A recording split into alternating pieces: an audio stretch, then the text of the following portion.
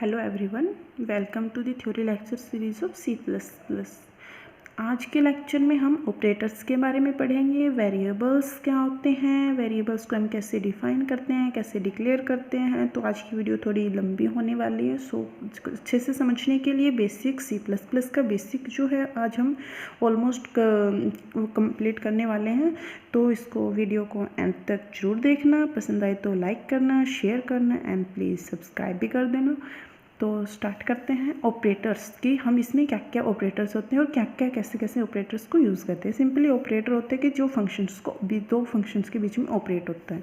ठीक है, हमें पता ही होता है जैसे कि प्लस माइनस वगैरह। बट सी प्लस प्लस में इसको कैसे यूज़ करते हैं, क्या क्या ऑपरेटर होते हैं, तो उसको हम देखते हैं आज। Operators are special symbol use to perform the functions. Special symbol होते हैं जो फंक्शन को परफॉर्म करने के लिए हम यूज़ करते हैं। The data item on which the operators are applied are known as operands.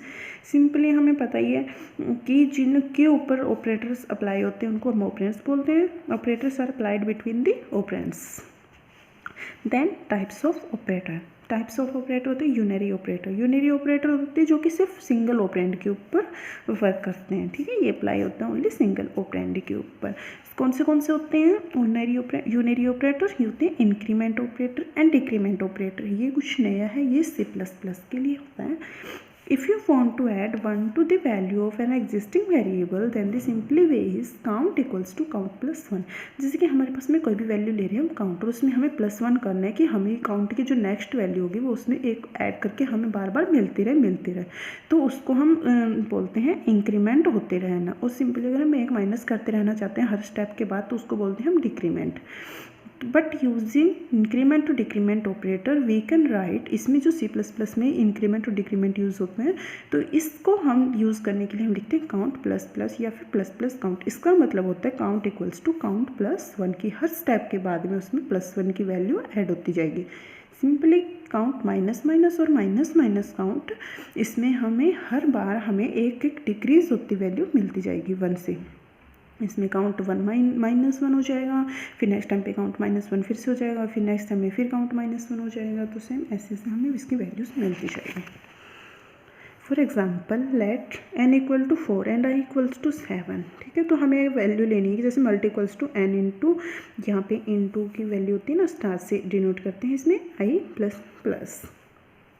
तो हमारे पास मल्टी की वैल्यू क्या हो जाएगी, इसमें जो मल्टीप्लाई हो गई, यानी कि हमें इसमें प्लस प्लस होकर के आई की वैल्यू 7 थी, इसमें हमने इंक्रीमेंट ऑपरेटर लगा दिया, तो ये हो जाएगी 8 और 8 4 हो जाएगा हमारे पास 28। आई की वैल्यू 28। और इसका थोड़ा सा ये डिफरेंस होता है कि हमने अगर प्लस प्लस बाद में लगाया है तो हमें बाद में उसकी वैल्यू इंक्रीज मिल करके दिखाएगा, जो कि वो 7 4 28 ही दिखाएगा। ठीक है, बट अगर हमने प्लस प्लस आई दिखाया तो वो पहले उसकी वैल्यू इंक्रीज करेगा, देन मल्टीप्लाई करेगा, जो कि हमें यहाँ पे रिजल्ट में देख सकते हैं, जो कि है 32। यानी कि इसने पहले इंक्रीज कर दिया तो वैल्यू बन गई 8 and 8 4 32, then I equals to 8।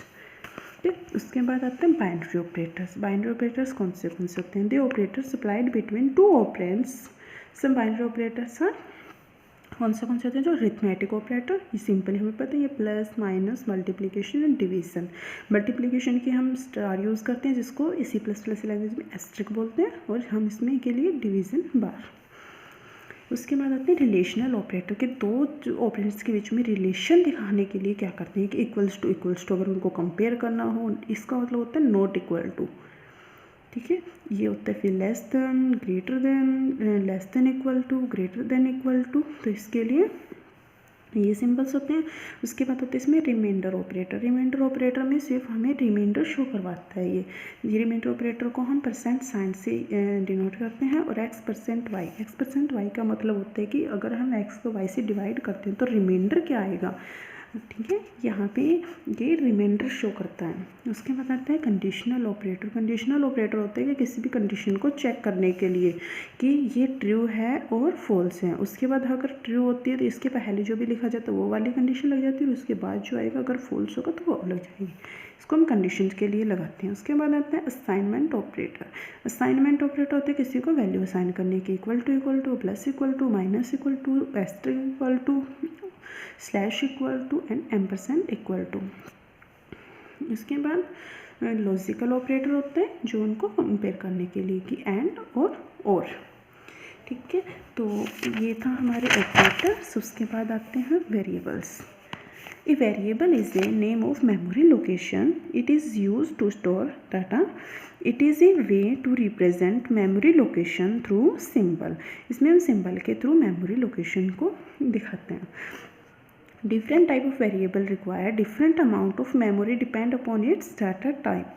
जो डिफरेंट सिंबल होते हैं वो अलग अलग मेमोरी रखते हैं। वेरिएबल जो होते हैं वो अलग अलग डाटा टाइप के अकॉर्डिंग होते हैं। डाटा टाइप जैसे कि होते हैं इंटीजर टाइप का, रियल टाइप का या फिर कैरेक्टर टाइप का वेरिएबल है, उसी हिसाब से हम डाटा टाइप को यूज़ करते हैं जो हम आगे पढ़ने वाले हैं। A variable can have alphabets, digit and underscore. या तो अल्फ़ाबेट होगा या डिजिट होगा या फिर underscore. It can't start with A digit. जब भी हम वेरिएबल को लिखते हैं तो उसको हम कभी भी डिजिट से स्टार्ट नहीं कर सकते। No white space is allowed within the variable name. जब भी वेरिएबल का नाम लिख रहे हो उसके अंदर हम स्पेस नहीं छोड़ेंगे, उसको हम लगातार लिखते जाएंगे, या फिर उसके अंदर अगर जहाँ भी स्पेस देना हो हम अंडरस्कोर लगाएंगे। Is allow variable name. A variable name must not be any reserve word और कीवर्ड। रिजर्व वर्ड नहीं होना चाहिए, जो कि C++ लैंग्वेज के अंदर पहले से कुछ वर्ड का उनका मीनिंग जो है वो हम अलग से नहीं ले सकते। हमें जो भी डिफाइन करेंगे वो अलग से होना चाहिए। डाटा टाइप्स के होते हैं, there are mostly 4 basic data types. First है कैर। ये होता है जो हम कैरेक्टर टाइप वैल्यू देते हैं। जब भी कैरेक्टर यानी कि डिजिट देनी है सिंगल अल्फ़ाबेट तो उसके लिए, और इसकी जो मेमोरी एलोकेट होती है उसकी 1 बाइट। उसके बाद आती है इंट, अगर हमारी वैल्यू जो इंटीजर टाइप है। ठीक है, फ्लोट, अगर हमारी वैल्यू रियल है यानी कि अगर पॉइंट्स में कुछ भी वैल्यू आ रही है तब हम वहाँ पे करेंगे फ्लोट। ठीक है, उसके बाद आती है डबल ये हम यूज़ करते हैं अगर मेमोरी एलोकेशन हमें ज़्यादा चाहिए हो तो अब हम डबल यूज़ करते हैं। डबल भी रियल टाइप ही होती है, बस इसकी जो प्रेसिजन है वो उसका रियल इस फ्लोट से डबल हो जाता है। उसके बाद आता है डिक्लेरेशन ऑफ वेरिएबल, कि हम वेरिएबल को कैसे डिक्लेयर करते हैं। It is a statement that gives information about the variable to the C++ compiler.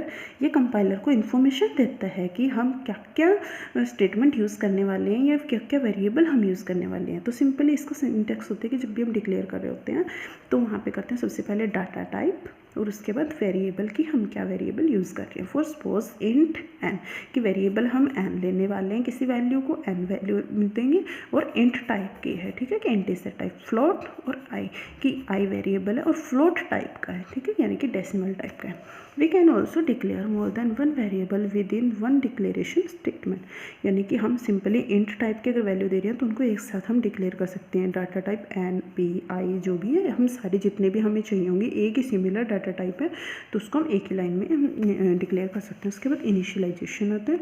Initial value can also be assign two variables with in A type declaration.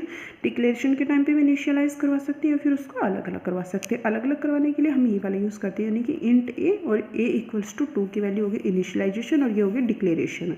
But इसको हमें एक line में कर सकते हैं, जैसे कि इंट ए इक्वल्स टू 2, तो ये डिक्लेरेशन एंड इनिशियलाइजेशन सिंपली एक साथ हो जाती है। तो ये था हमारा इनिशियलाइजेशन डिक्लेरेशन। आई होप आपको समझ में आया होगा। समझ में आया तो प्लीज़ लाइक करना, शेयर करना एंड सब्सक्राइब भी करना चैनल को। Thank you.